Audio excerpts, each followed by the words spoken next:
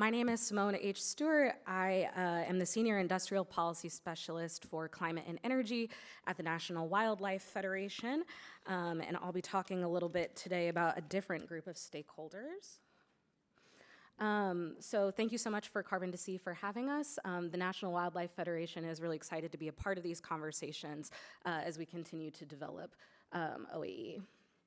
So just starting a little bit of why exactly the National Wildlife Federation is involved in a conversation like this. When I introduce myself at events like this, it's not always abundantly clear why NWF is in the room. Oftentimes, a lot of people think I'm there to protest and shut things down. So I want to make that clear that we're partners in this space, and we're excited to be a part of this conversation. So NWF's strategic plan is based on 3 equal pillars: wildlife recovery, climate solutions, and environmental justice. And at the bottom of the screen, you'll see our slogan, uniting all Americans to ensure wildlife and people thrive in a rapidly changing world. So I think that from this, at least, it might be clear why we would participate in a conversation around marine CDR. It fits squarely within our climate solutions bucket. There's a touch on wildlife recovery and thinking about wildlife impacts, and especially thinking from the community benefits and community engagement lens that environmental justice brings to things. So this is exactly why we would be engaged in this space. So just a little bit to go over the NWF structure. I don't know how many of you in the room might be familiar with us. If you or your children receive Ranger Rick magazine, you may know NWF. My boss is a raccoon. So we have 52 state and territorial affiliates, including across the US, the Virgin Islands, and Puerto Rico. And so out of those territorial affiliates, we have 7 regional centers, about 450 staff, and 7 million members and supporters. So the NWF Federation family, as a lot of my coworkers like to call it, is very large and spread across a variety of geographies, and therefore have a variety of different concerns that they bring to the table. I tell people oftentimes that it's like having 52 different children and having to figure out what to cook for dinner that everybody will like.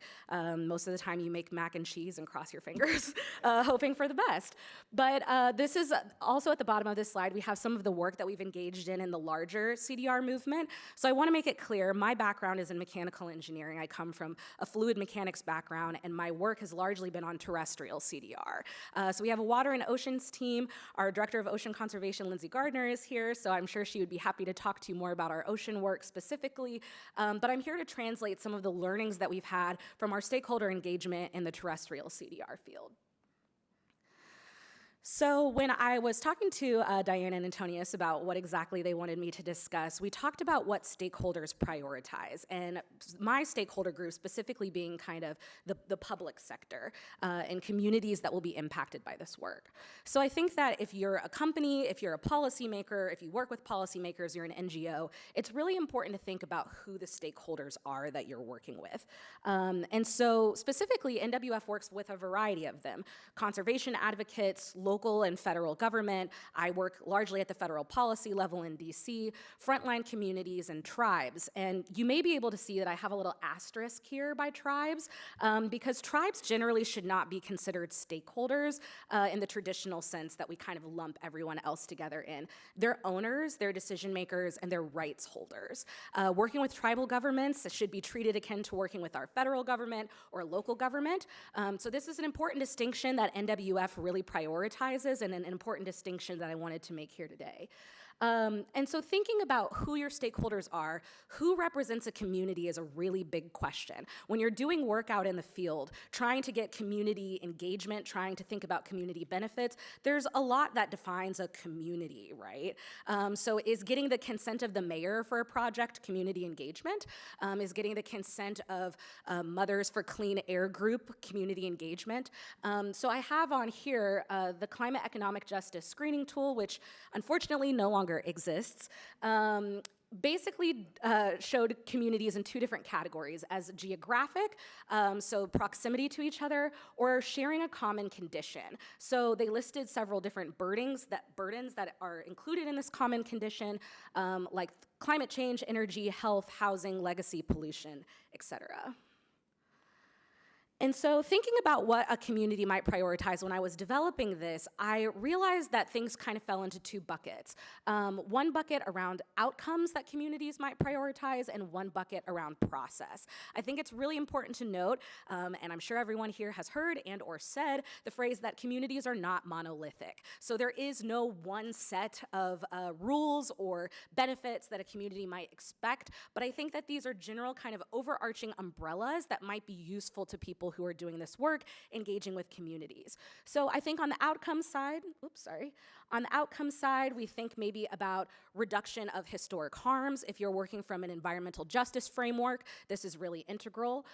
Access to resources that are previously lacking, increased workforce access, education and training, improved environment, overall quality of life. This is what people really want. This is kind of the goal that we all share, right? And tools and autonomy to address potential adverse outcomes. On the process side, we think about procedural justice a lot of the time. And a lot of the time, this looks like consent. So consent to a project, the right to say no, financial support for engagement and participation. Are you compensating people for their time if they're participating in things?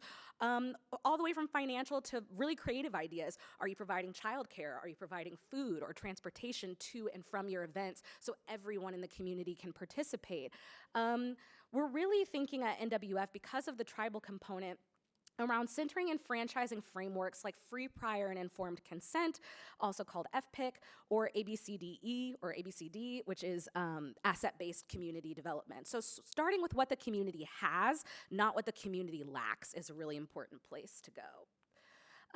So the evaluation frameworks that communities use will differ. It will depend on the community, but their decision-making systems are going to vary based off of what is important to them. So thinking about the frameworks that influence this public perception around marine CDR can have something to do with the technology pathway, the types of people you're talking about, the place and the history, as well as the process that you've used. So lastly, I just want to say that we recently did some really great work around best practices guidance for tribal and indigenous engagement, specifically around marine CDR. So this is a great report that NWF collaborated with our Tribal and Indigenous Partnership Enhancement Strategy team within the Federation to create a set of best practices for engaging with tribal communities, specifically around the topic of marine CDR. So I really encourage you to check this out. It just got released. Would be happy to talk more about it.